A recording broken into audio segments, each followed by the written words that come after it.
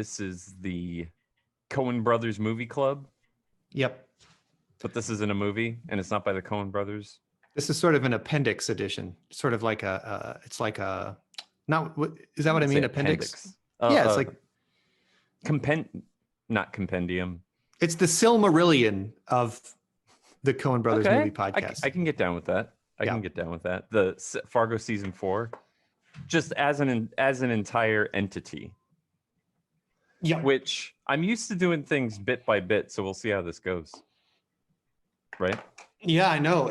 I don't think I've ever talked about an entire season of TV at once. Yeah. I like Chris Rock in this.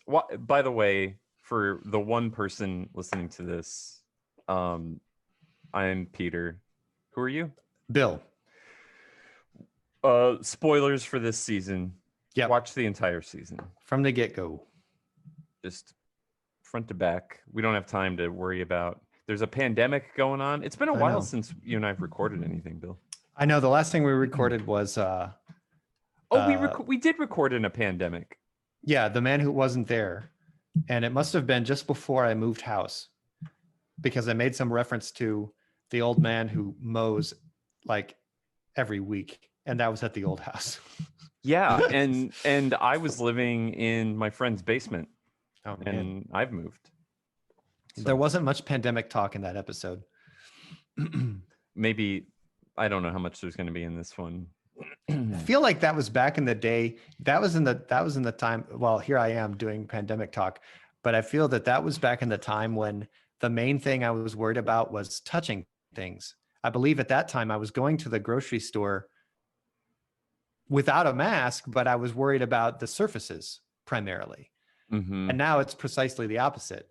Mm-hmm. I mean, obviously you still want to be careful about the surfaces, but you're not likely to catch COVID from the cereal box in your cabinet.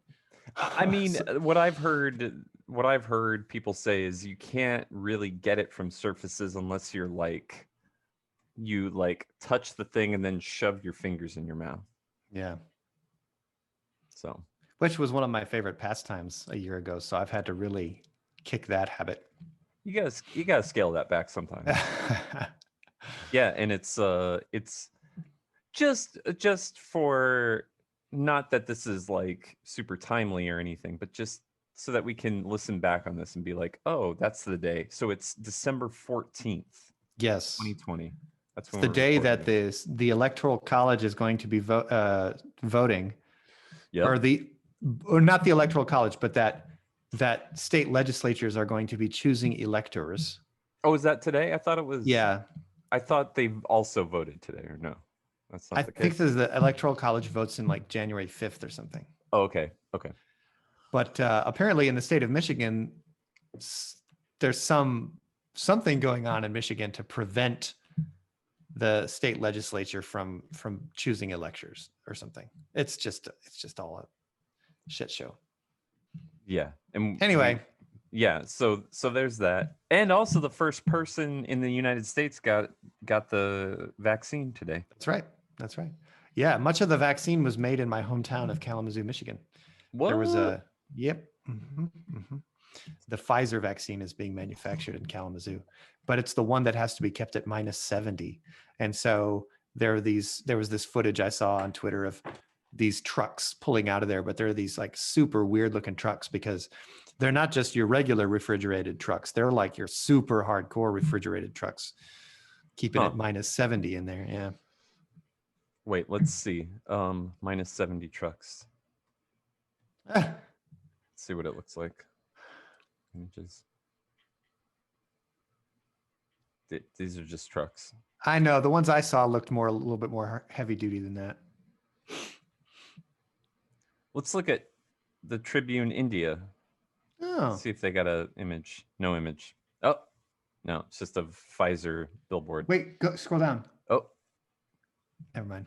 No. I think that was a picture of the Pfizer facility in Kalamazoo.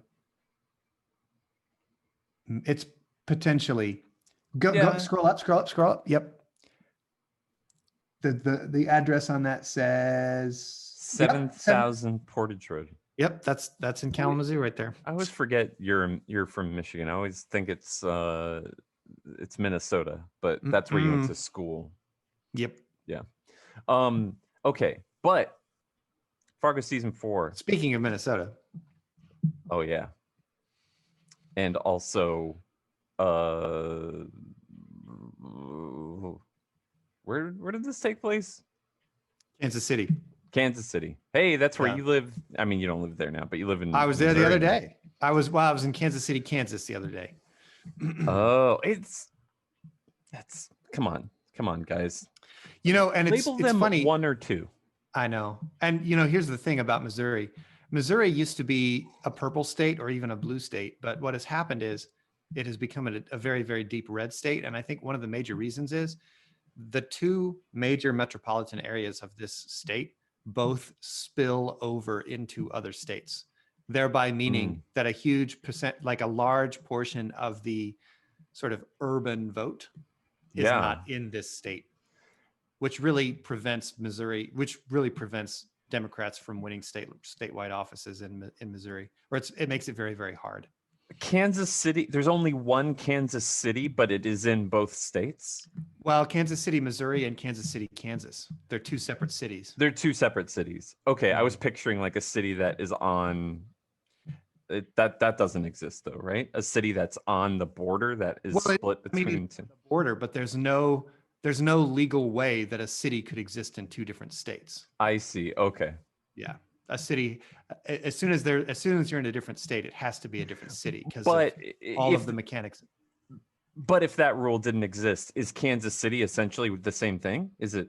Are they right next to each other? It's all one big metro area. Yeah. Oh, I did not know that.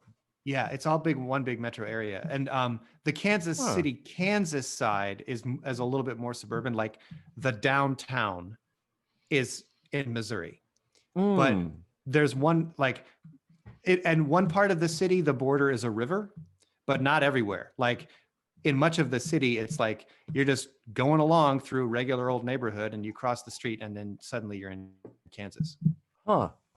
That's interesting. And there's maybe not an exact parallel, but like Fargo the movie takes place largely in Minnesota, but there's the one scene in Fargo, North Dakota. But it's as if, I don't know, I feel like Fargo might as well be part of Minnesota.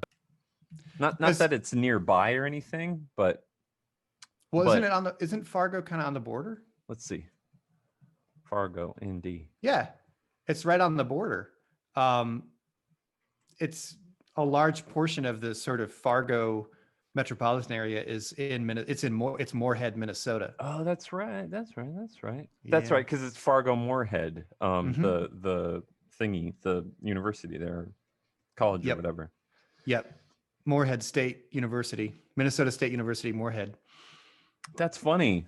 Yeah. So trying to see if there's nothing. If we look at this red border, which may or may not be, doesn't look like any's in Minnesota. Yeah, it looks like in that case the river is a border between the two. So there's this, at least when you cross the river, it's like this sort of very clear, okay, I've crossed from one state into the other. But if you zoom in on Kansas City, the border is only a river a little bit of the stretch. Mostly it's just it's just so that's if you kind of just a free-for-all. Yeah, just kind of a free-for-all. Like if you're over in the area around like south of downtown near like Midtown, you're just kind of driving along 39th Street, and then as soon as you pass the Chipotle, you're in Kansas. That's so basically weird. Yeah, it's so weird.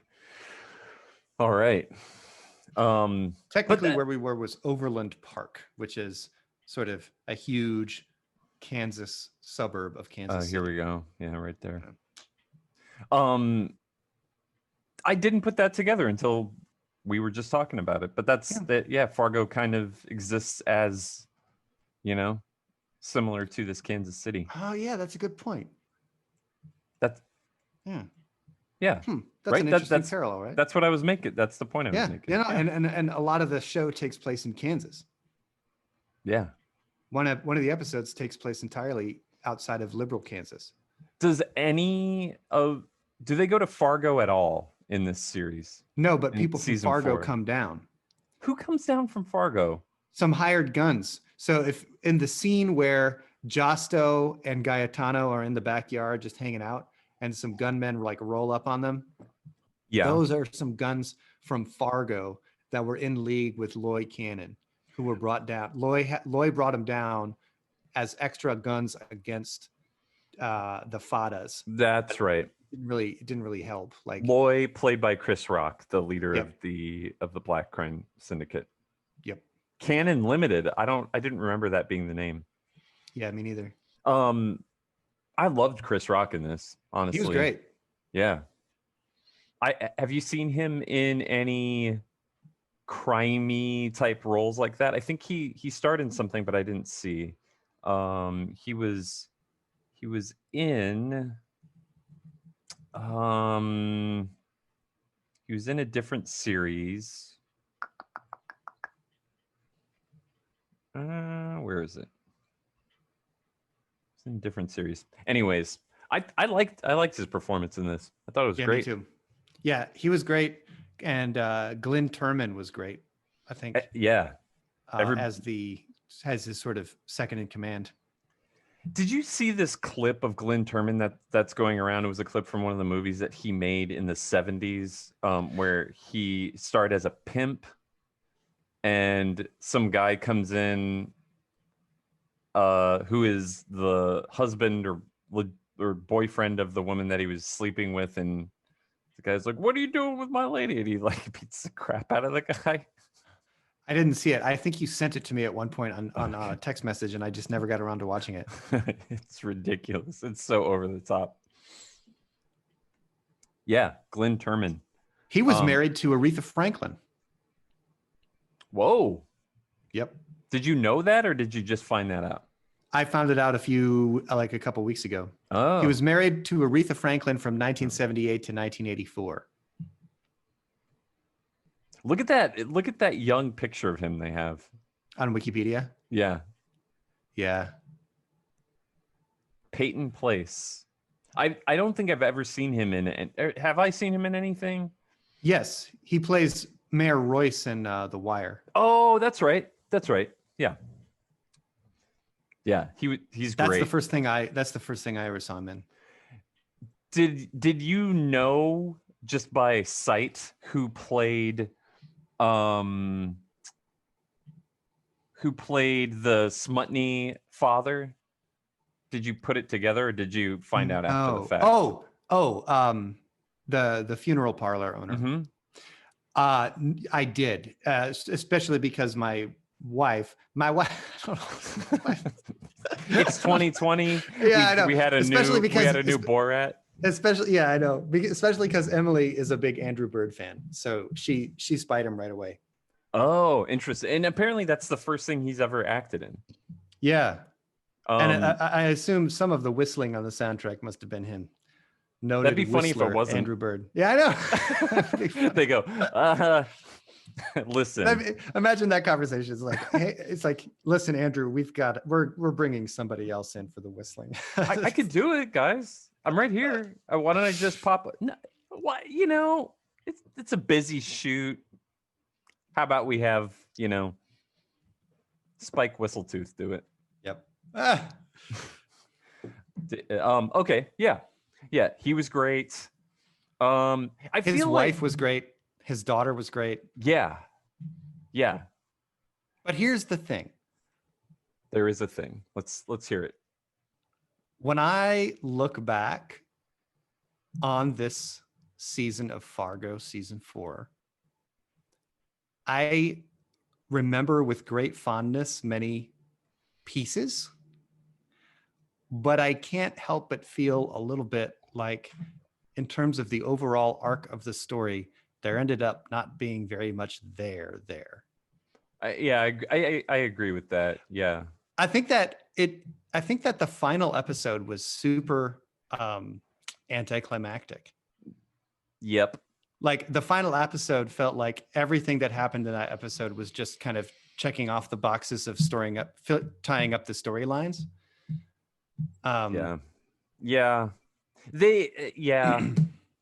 And I don't know, like the whole thing with Orietta Mayflower, her whole storyline, the way it resolved, I was like, that was it. That was her purpose in this whole show. let me Okay. let me make one objection as far as that Okay. goes. Okay. I mean, Coen Brothers have a history in their movies of making like these big events just happen, you know? It's like their movies are about people looking for motive, and there's not a motive. It's Anton Chigurh is just this thing that acts, right? That's true. It's not, there's no, why is he doing this? What was his childhood like? It doesn't fucking matter. It's like, Yeah. he's just doing it. That's true. I think that's fair. Yeah. And in the original Fargo, what's his name? Not, I want to say Stellan Skarsgård, but I know that's not the same Peter guy. Stormare. Yeah, Peter Stormare. He's the same way. He's just this oaf that's murderous. So I think her just being this murderous creature and having it end the way it ends, like, it's similar. I kind of liked that. I kind of liked that. Yeah, because and even in No Country for Old Men, the way Llewellyn dies, there's no like, it's not like he Happens dies off off screen. Yeah, he dies off screen and he's just dead. It's just dead. Yep. Yeah. And just to belabor this a little bit more, I feel like that's true to life. And maybe I'm extra morbid recently because my dad died this year, but that's kind of the way it was. It was just like, you know, there's no opera singer at the end, or like Rosebud or whatever. It's just like somebody's there one day and then they're dead and they die from a happenstance or whatever, you know? Yeah, that's true. So anyways, things don't always come together in neat little bows. No. And I think that's a Coen Brothers theme. However, though, they often have the things sort of like flow better, because I think you're right. I even read that like initially the director, what's the director's name of the show? Yeah, Noah Hawley. Yeah, Noah Hawley had asked for 10 episodes, and then he had to come back and go, I need 11. Oh, interesting. It turns out I need 11. And they're like, fine. Okay, fine. Here's 11. And I also think that they had to interrupt the filming for the pandemic and like shut it down for several months. Yeah. And then finish it up like months later. We're watching, we have like playing in the background the thing on our Zoom call, and we have the final episode up. And this is that bit that you're talking about. The nice touch was when Orietta asked to watch him die first. Yeah, that was good. Yeah. Because I feel like that shows her character. It's like, oh, she's a murderous, insane person. What did they say?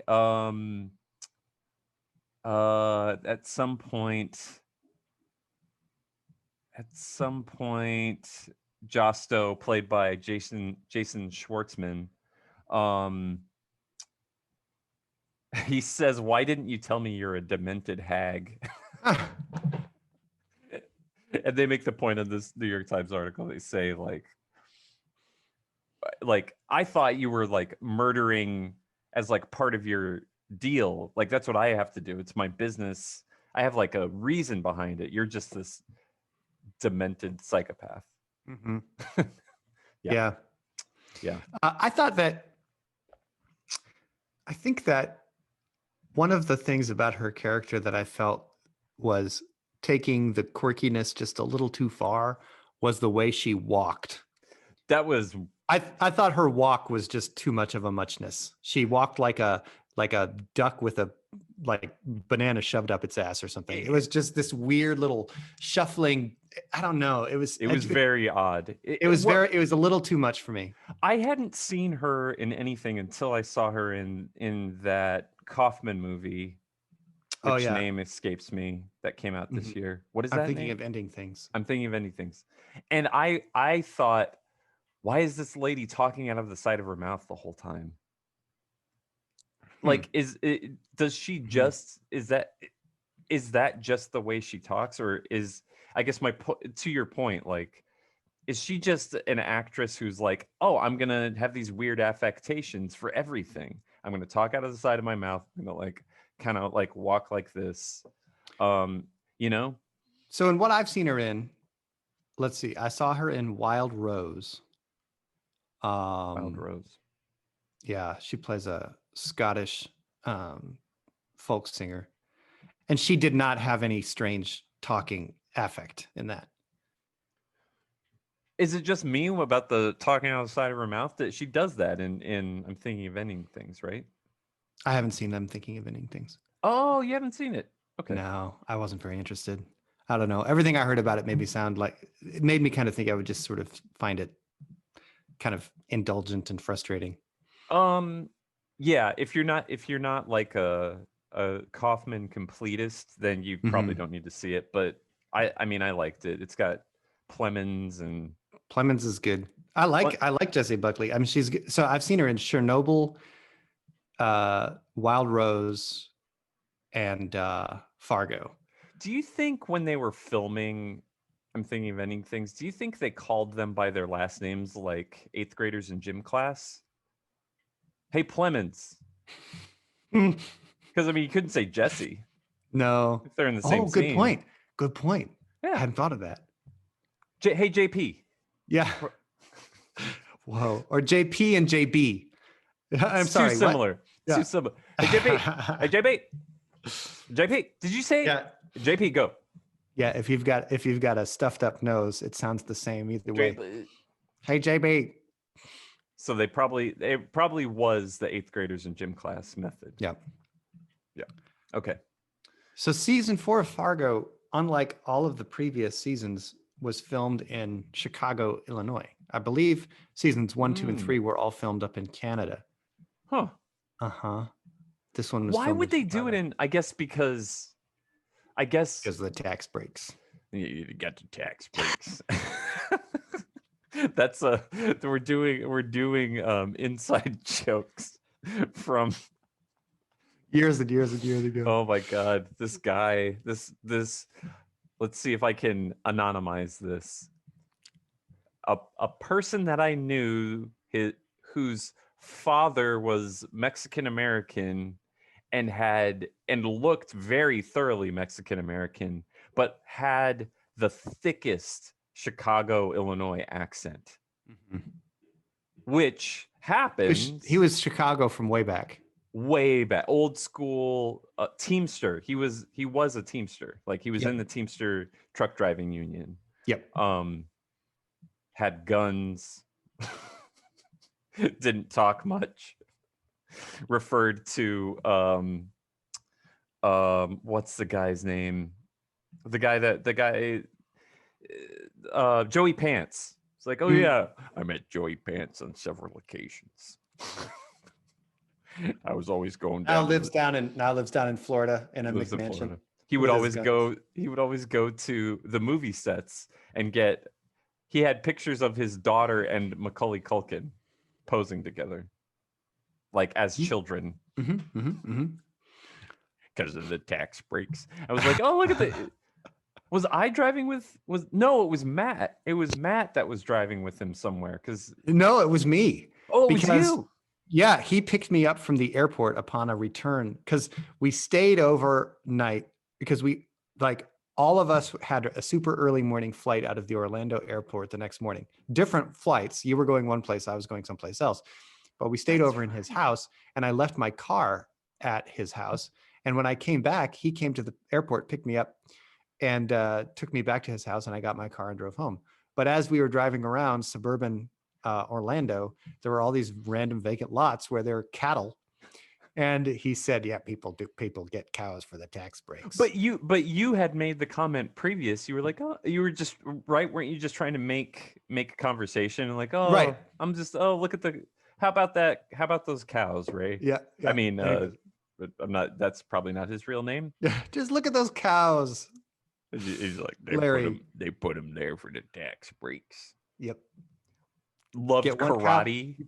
Put one cow on your piece of suburban property, and then you're an agricultural, you're an agricultural entity, and then you get some tax breaks. I'm gonna do that. Yeah. He was a karate enthusiast. Oh, he man. played.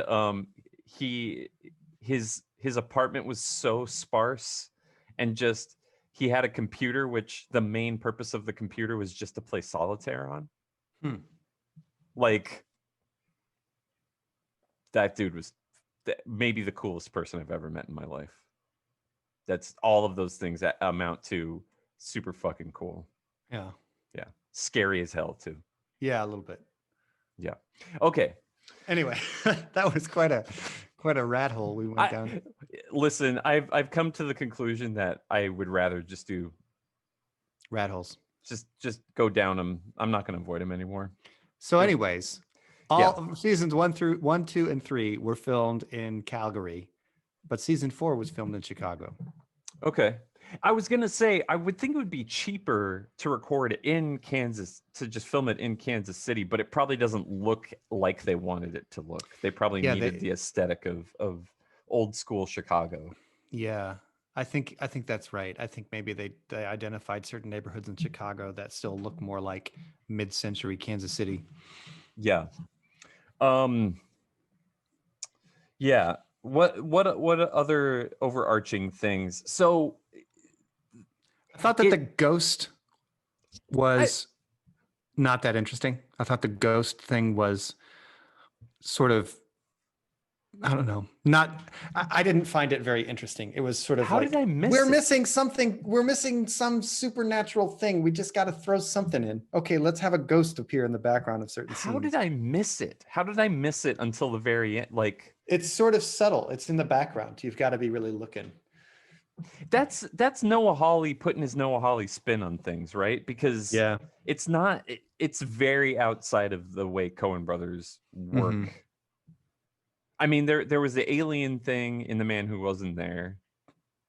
Yeah, but I think you're right. I don't think the Coen Brothers ever hide something in the background of a scene. That's not their MO. But there's no ghosts. They don't do supernatural. No. There's no ghosts in any of their stuff, right?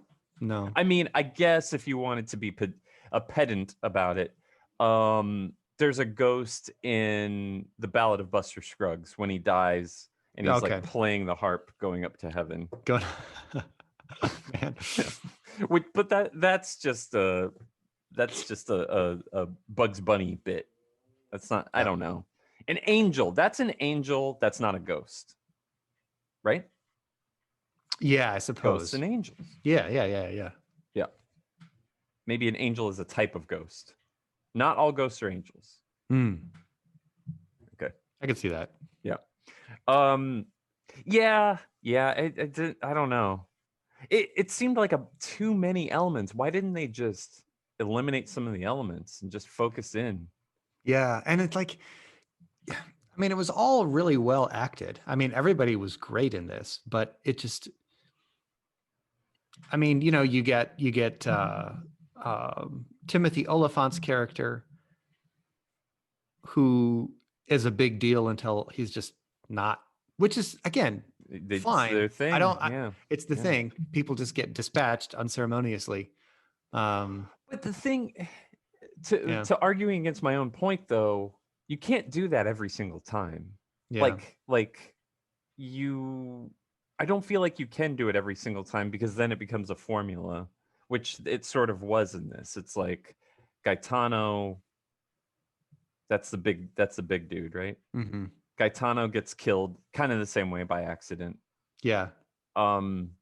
Which I think was a reference to Lady Killers. No, not Lady Killers. Intolerable Cruelty. Intolerable Cruelty, yeah, because the big dumb guy dies that same way. Wheezy Joe, yeah. Wheezy Joe, you remember it, or have you seen it recently? No, I just remembered it. I can't, man, I am astounded at how you can remember this shit. Well, I I cannot don't remember know. that stuff. Wheezy Joe. I mean, he is an asthmatic. And I'm an asthmatic, so little He's an personal connection. asthmatic. I'm an Listen, asthmatic. you're an asthmatic. I'm an asthmatic. Yes, yes. Brent told me on the Yep. phone. Okay.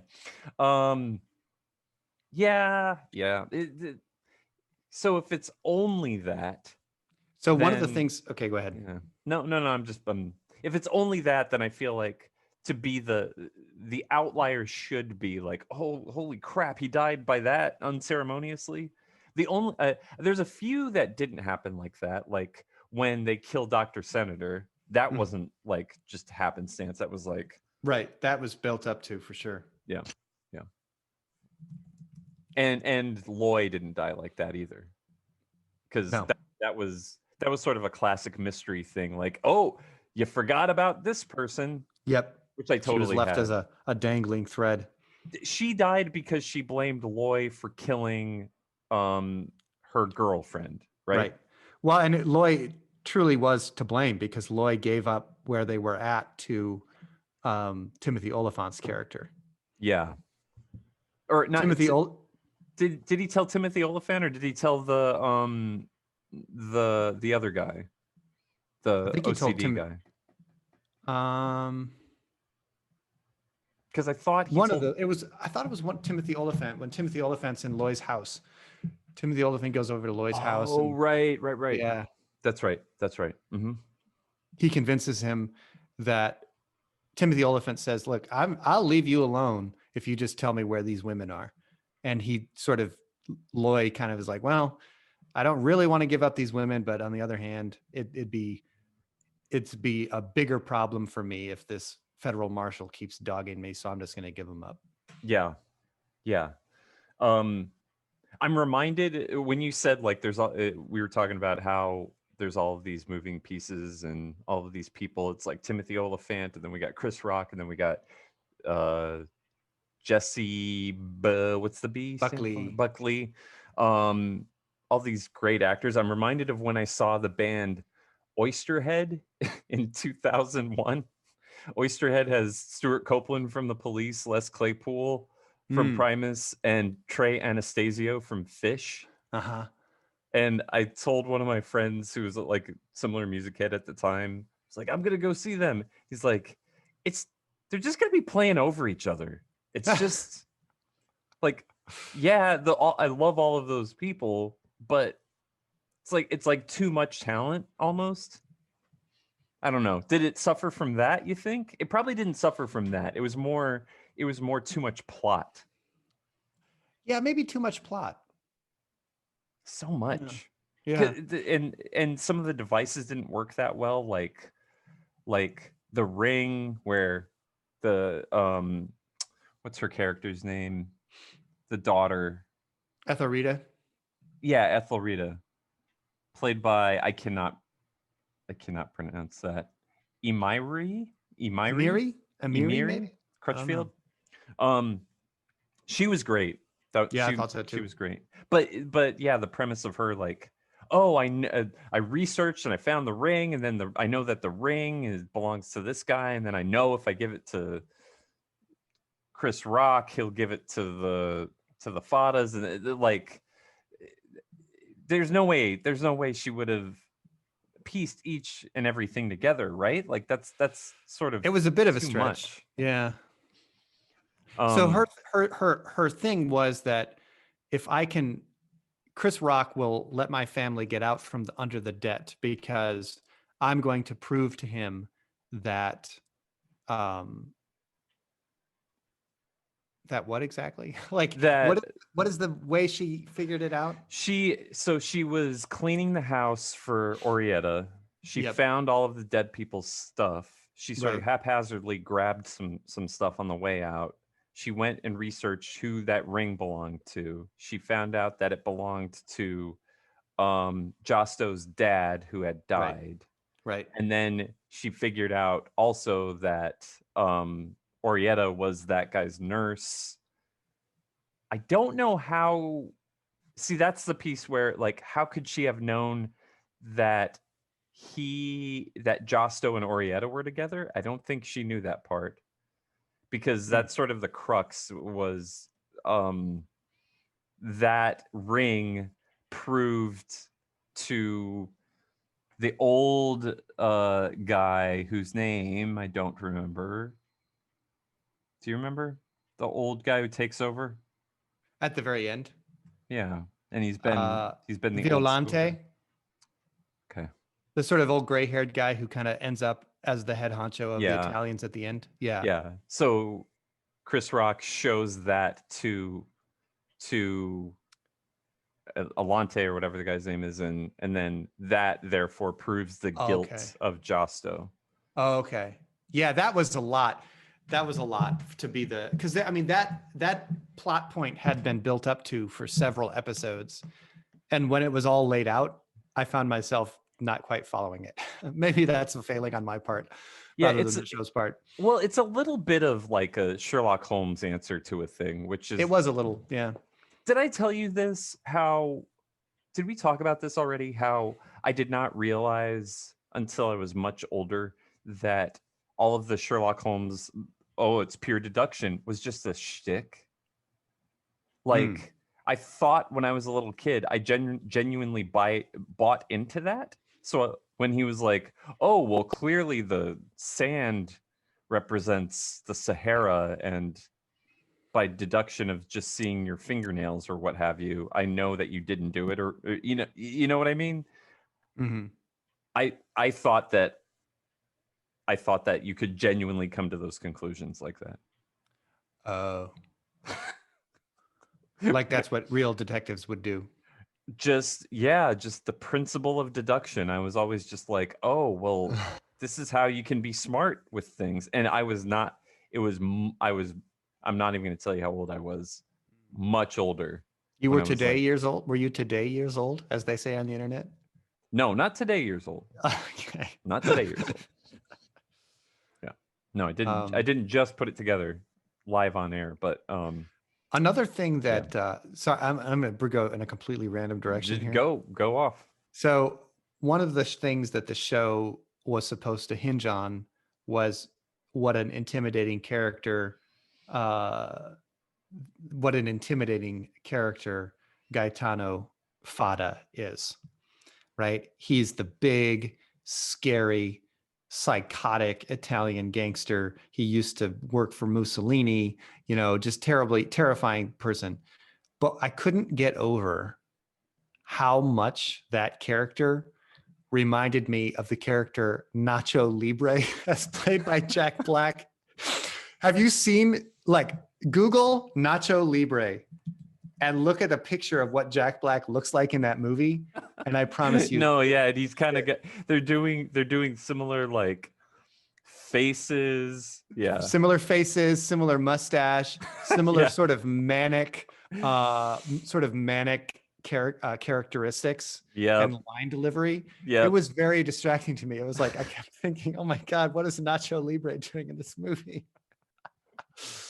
I'm so glad you didn't tell me that. Yeah, that's this picture we're looking at. Because this guy Salvatore Esposito, apparently he's in. There's this Italian television series called Gomorrah about organized crime, and apparently he's super well known in Italy for his work in that show. Huh. And he's super well known as being this terrifying mafioso criminal. And so he's pretty famous in Italy, and this is his first role in English or first role in America.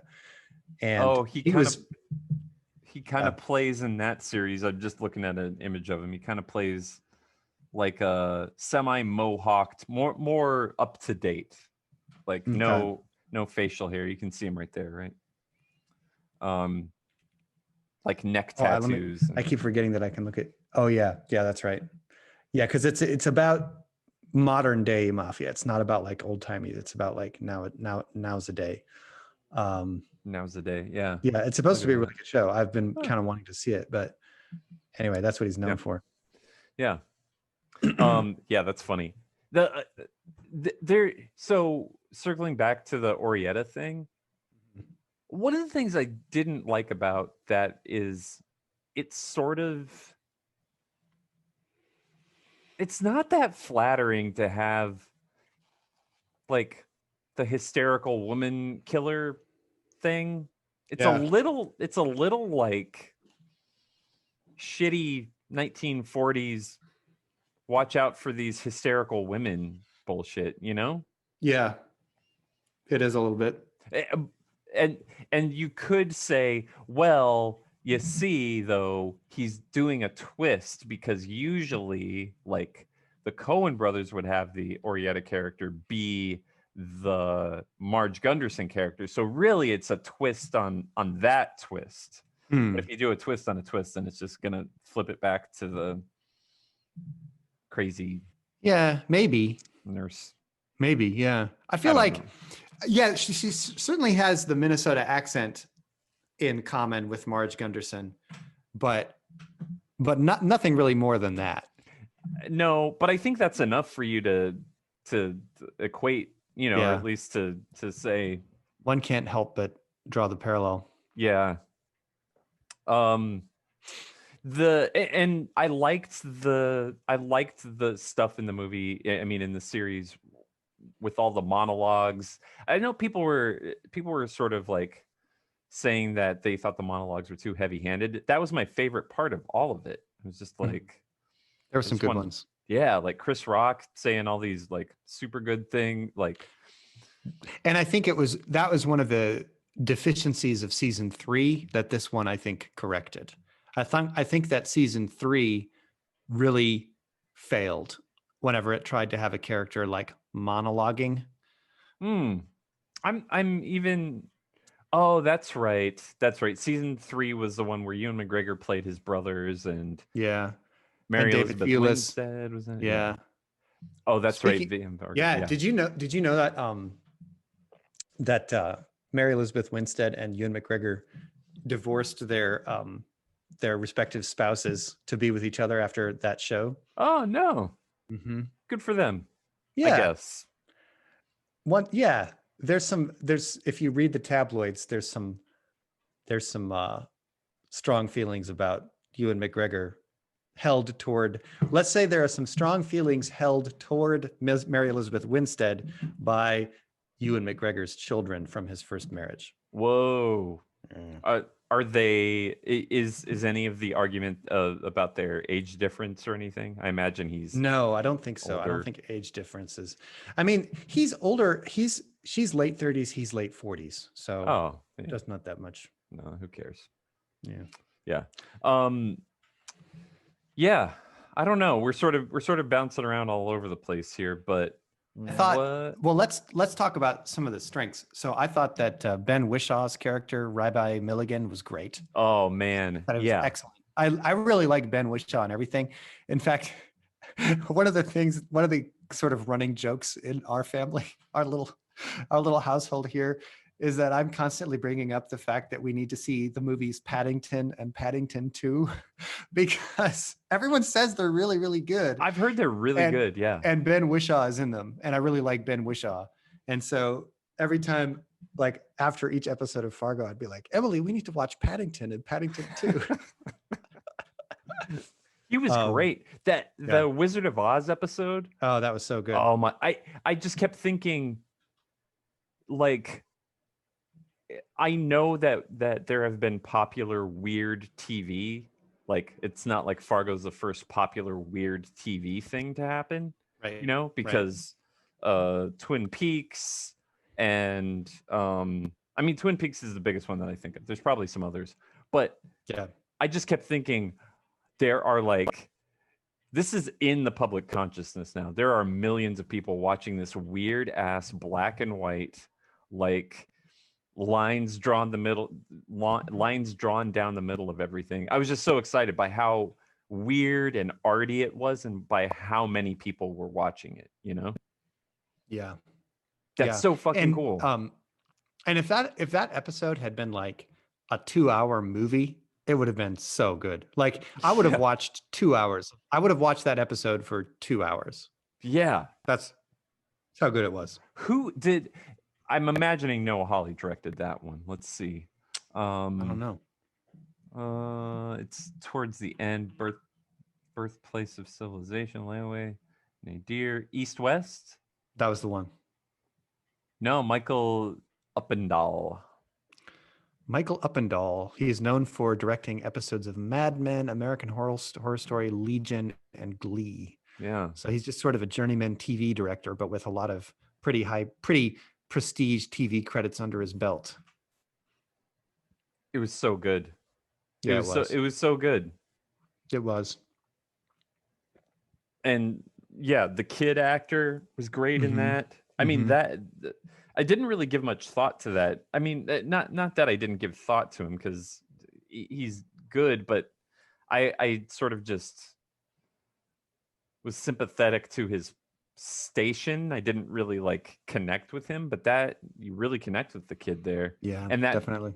That moment when the guys drive up in the truck and are like taunting him, and you don't know what he's gonna do, and he just basically, like, I think he says no to everything, no to everything, no to you, no to everything you just said. This is my world. I just let you live in it.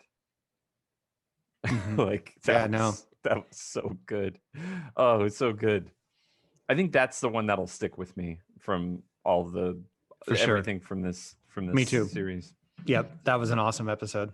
That was like a standout from all 4 seasons of the whole show. Yeah, yeah. It was like, but it like the rest of the series didn't quite reach those high heights at any point. No, but what this series does better than other ones, though, and people have argued that it doesn't do it that well, but at least they bring up the subject of race in America. That's true. That's true. That's true. It was better. Yeah. And even the Coen Brothers suck at that. It's not really their interest. No, at all. Sure. Like, no, ever. Well, let's think here. No, not really. I mean, yeah, we've covered all those movies up until now. We'll have to. We're getting close to having to watch The Lady Killers, so we'll see. We'll see. I think that is probably their show. That is their movie with the most black characters in it. That's true. So we'll see how it goes. That's true. Yeah. Yeah. Wait, I'm trying to think. Maybe Burn After Reading. No, I can't think of any black characters in that. They are. I like them as directors, but come on, guys. Yeah. So okay, this is a bit of a tangent, but I want to see that. I want to see that movie that basically just cast against type, cross-casted. That David Copperfield movie. I want to see that too. Yeah. Because they just cast characters and they don't give explanations. It's just colorblind casting. So cool. So cool. Yeah. I want to see that. The Great was good. Did you watch The Great? The Great. No, you told me about it. It's really good. And they also do colorblind casting. It takes place in the court, the Russian imperial court, but it's got, people of various races. Written by the person from the writer of The Favorite. Yeah. Yeah. I really like The Favorite. Yeah. I honestly think I like The Favorite a lot too. And I think The Great is just as good. And apparently there's going to be a season 2, which is pretty exciting. Well, you just talked me into watching it. I really liked it. And I like, what's her name? The lead actress she's really good. One of the Dakota Fanning tribe. Yep. Somewhere in there. Yep. She is the other example. So like one of the things that I'm likely to bring up at a cocktail party, not that I go to cocktail parties these days, but if you did go to a cocktail, if I did go to cocktail parties, one of the things I like to bring up is how the key to being a successful prestige actress is to be the younger sibling of a child star. Oh, okay. So Dakota Fanning, no one talks about Dakota Fanning, but Elle Fanning, she's like killing it. The Olsen twins, nobody talks about the Olsen twins, but Elizabeth Olsen, she's killing it. Elizabeth Macaulay Olsen. Culkin, nobody talks about Macaulay Culkin, but Kieran Culkin, he's killing it, and so on and so forth. Yeah. No, I like that. I like that theory. Do you watch Succession?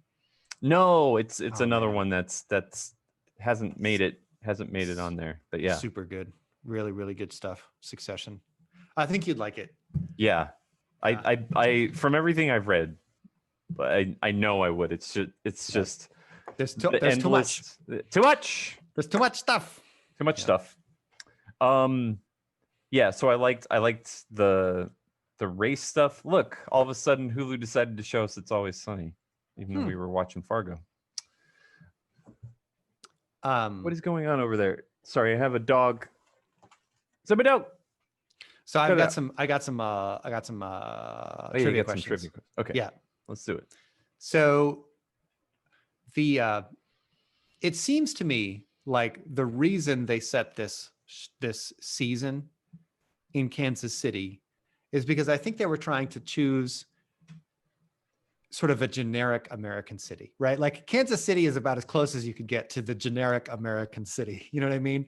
It's like, I think that they couldn't have chosen a city on the East Coast because those are too old. I think that part of the story was that, okay, Kansas City is it's a younger American city. It's a place where these immigrant groups can come in and make their mark. And they make their mark through organized crime, perhaps, but nevertheless, they are making their mark. So what year was Kansas City founded as a city? Was it 1825,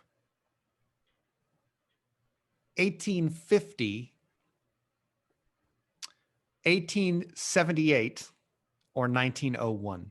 I think it's one of the 1800s. I feel like cowboy movies are always talking about Kansas City, so it has to be like in the 1800s. Yep. Kansas City. I made my way through Kansas City.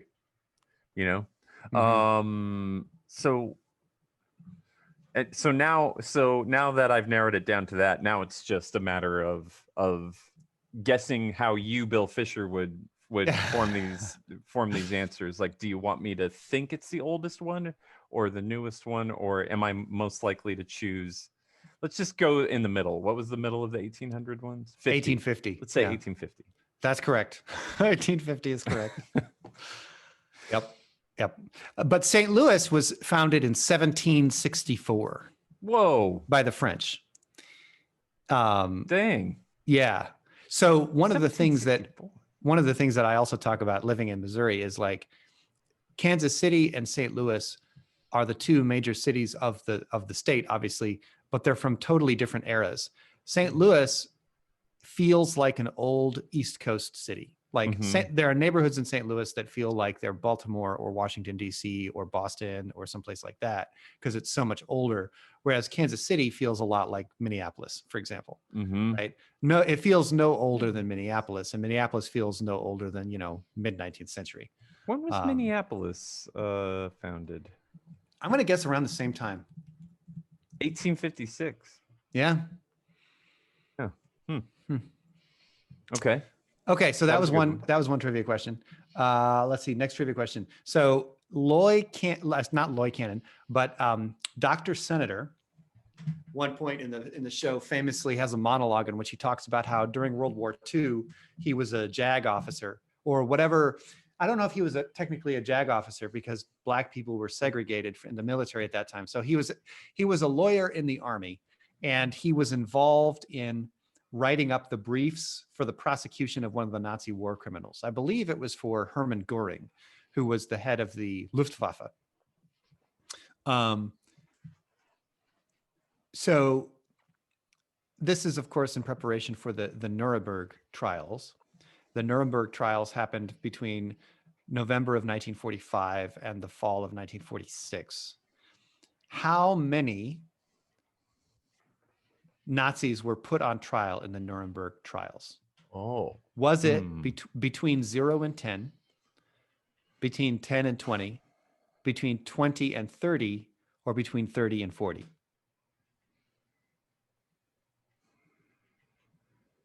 $20 and $30. That's correct. 24. Okay. And of those 24, how many were sentenced to death? Of those 24, how many were sentenced to death? Right. No options on this one. I just got to guess. Yeah. No options. I'm gonna say around 10. Yeah, that's exactly right. 11 is the answer. Oh, 11 is the answer. And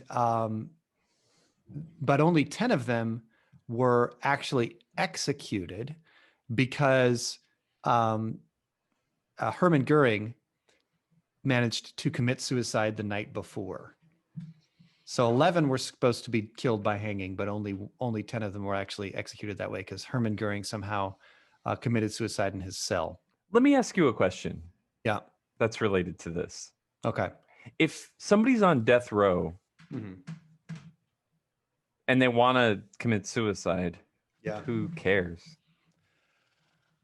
I know, man. That's a philosophical question almost. It's like it's because the state needs to, or the state or whatever authority needs to be the one to actually do it Because it's to maintain its authority.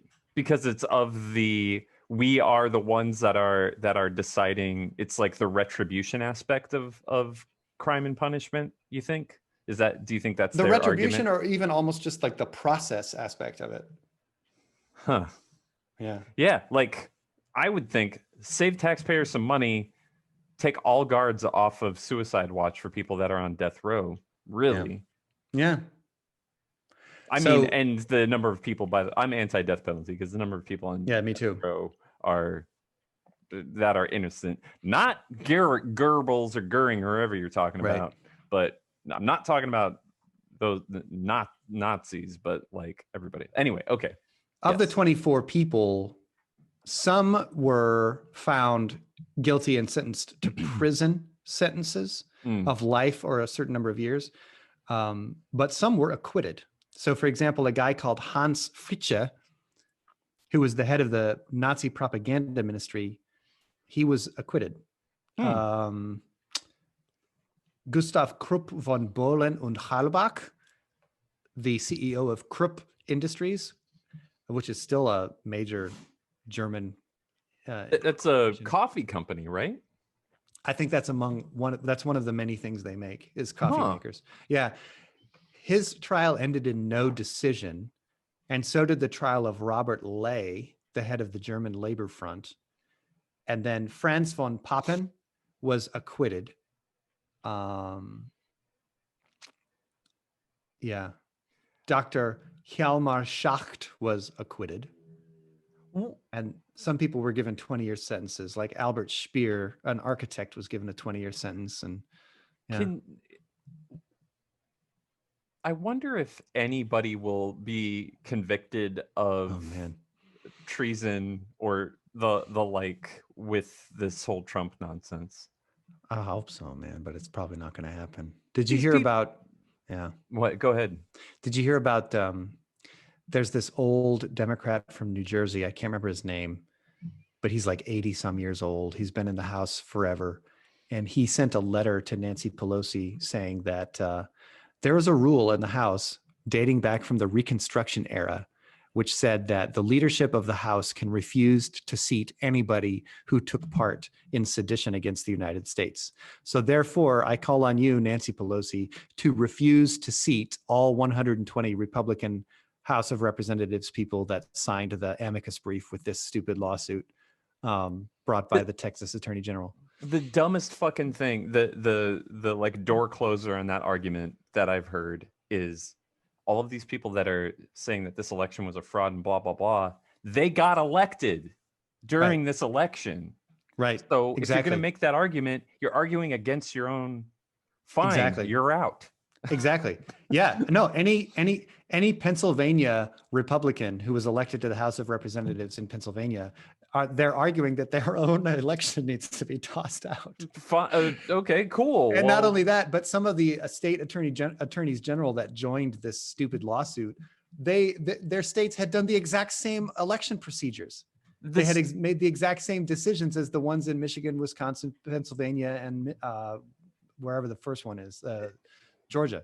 Do you think this is whatever this? We're kind of off the beaten path, but do you think that there's a couple of options, I think. One is they believe what they're saying, Mm-hmm. right? Like they believe what they're saying is actually true, and they're just not following the thread through, right? Like maybe they've said, yes, we were elected fine, but we think that the votes for the president are no, those are the ones. Maybe there's votes that were only had the president filled in, and those are the illegal ones, right? Like maybe they believe that. Okay. That's one option. Uh-huh. The other option is what they are saying they know to be false and are putting on an act for people. And I feel like that's the divide for the American people, is that many of us think it's the second option. Mm-hmm. And like the Republicans think it's like, oh no, of course they believe it. It's exactly what they believe. Right? Yeah. Because if they actually believed it, then you'd have to go like, okay, like no, like let's just sit down and like read through this, and we can like walk you through why it's false. I feel like if that was the case, you would have hordes of people just being like, oh shit, you're right. Like, of course it couldn't have been like that. Yeah. Right? And the same thing with Trump. Does he actually believe the things that he's saying, or is he knowingly, he knows what he's saying is completely fabricated? Right? I think he thinks so. I think that Trump only thinks about the statements that come out of his mouth in terms of, does this help me? Does it not help me? And so it's almost like there's that essay on bullshit, which makes the distinction between lies and bullshit. Bullshit is something that you say in pursuit of a goal, right? Bullshit is saying a thing with a certain goal in mind, in which the truth or the falsity of the thing you're saying does not matter. All that it matters is whether you are getting toward the goal you seek or not. So, whereas lies is like, I know what the truth is, and I'm deliberately saying something other than the truth. I think with Trump, it's mostly bullshit. Yeah. Because he's not even smart enough to know what is true. Like, he's not even wrong. You know, like that philosophical thing, that philosophical principle of, quote, not even wrong. It's like, in order to be lying, you first have to know what the truth is. Yeah. And it doesn't scratch that far underneath. Yeah. It's just, he's just trying to move the ball down the field for himself.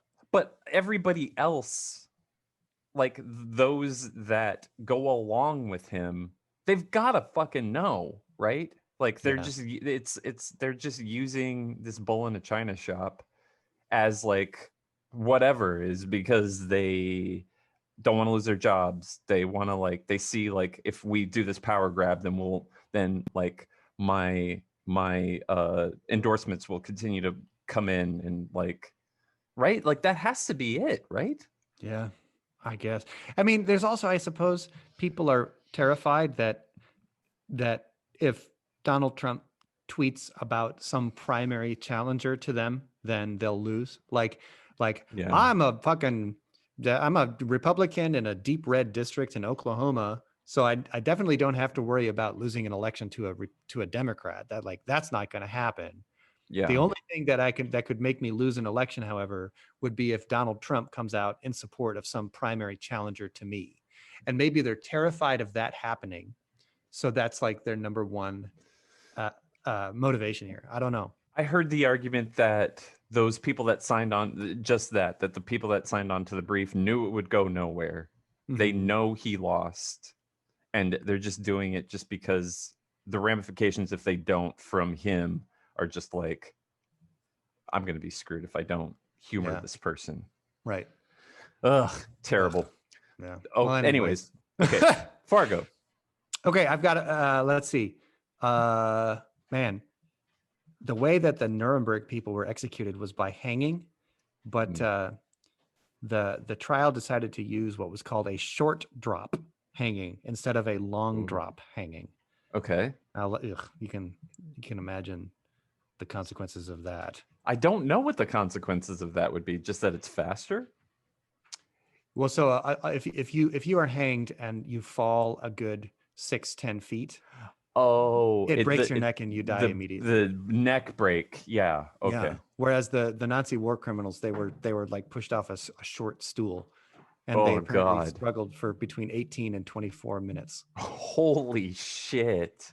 I Yeah. guess that's the argument against suicide is Mm. the part of this. I want to make this person agonize while they die. Yeah. Jesus. I know. I found a Wikipedia page with a list of all of their last words. Oh, God. Let's hear not all of them, but Okay, let's hear. this is getting grim. Oh, God. Oh my God. Let's hold on a second. Are any of them just defiant? And you can go. Yes. Oh, my God. Okay, so here's one. Fritz Salkill. Who was Fritz Salkill? He was he was found guilty of war crimes and crimes against humanity. He was like he was a Nazi bureaucrat. Bless you. Tell Emily, bless you. He said, "I am dying innocent. The sentence is wrong. God protect Germany and make Germany great again." Oh my God. Long Make live Germany great again? God protect my family. Yeah. Did he So take that phrase? No, I mean, surely not from that guy, but was the phrase "make Germany great again" floating around? Yeah. Gee, did I know that and just not forgot it? Oh my God. Well, then there's let's see. I gotta Google This guy says, "I am thankful for the kind treatment during my captivity, and I ask God to accept me with mercy." Let's see. That's Here's about the best that you could ask for. Oh, this guy's also defiant. Julius Streicher, who was the publisher of an anti-Semitic newspaper called Die Stürmer, he said, "The Bolsheviks will hang you one day." Whoa. That was his last words.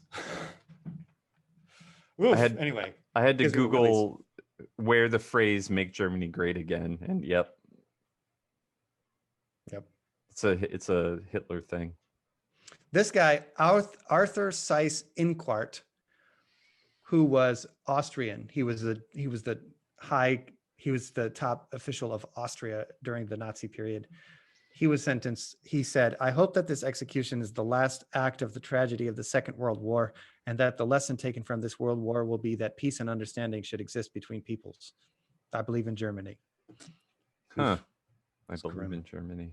But these were not the only executions carried out by the Allies. I mean, the Nuremberg Trials were the ones that took the longest and had the most sort of process behind them. But there were lots of other executions carried out by the Allies, like right after the war, of lower level officers and so forth. But anyways, that's Dr. Senator for you. Probably in some sort of fashion he was involved. Yep. And then final question. Unfortunately, Kansas City continues to struggle with a high rate of violent crime. How many homicides have there been in Kansas City, Missouri so far this year? This year? 150, 212, 258, or 302? 258. That's right, 258. Look, always choose C. When in doubt. When in doubt. I think the one of the most clever things that this series did was the trading of sons. Mm-hmm. I've never seen that, and I've seen a lot of gangster films. Yep. That was so cool. What a good idea. Yeah. I think that's based on like classical antiquity stories from the Bible or it? Yeah. I've heard of that concept before, but I don't know from where.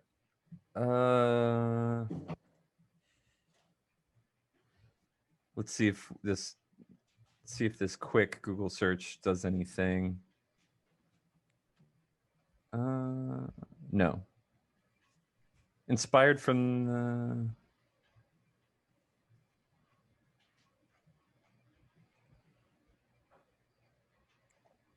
I don't see it.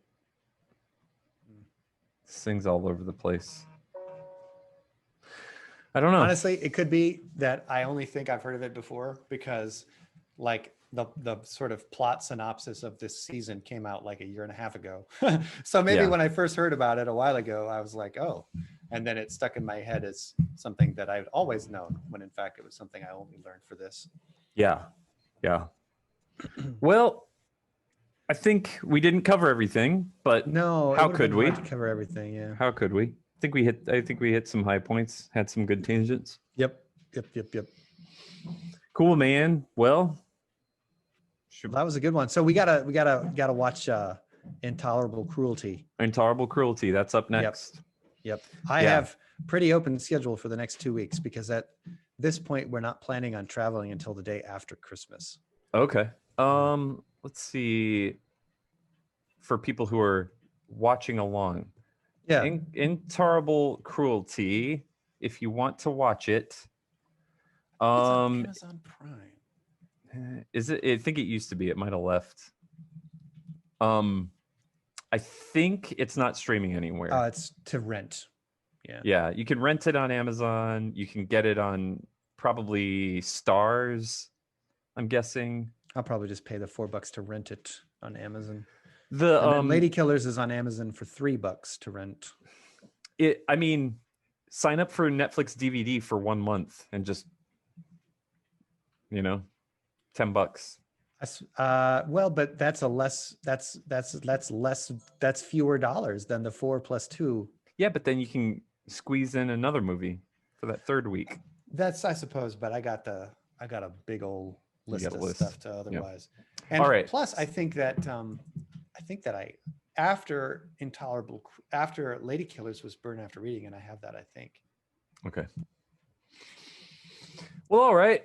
All right, man. Stay by your apparatus. Stay by that apparatus. Maybe I'll change back the name of the actual podcast. I don't know. We'll see what I do. Well, all right. Stay by. You like. All right. Stay by that apparatus. Bye-bye. Bye.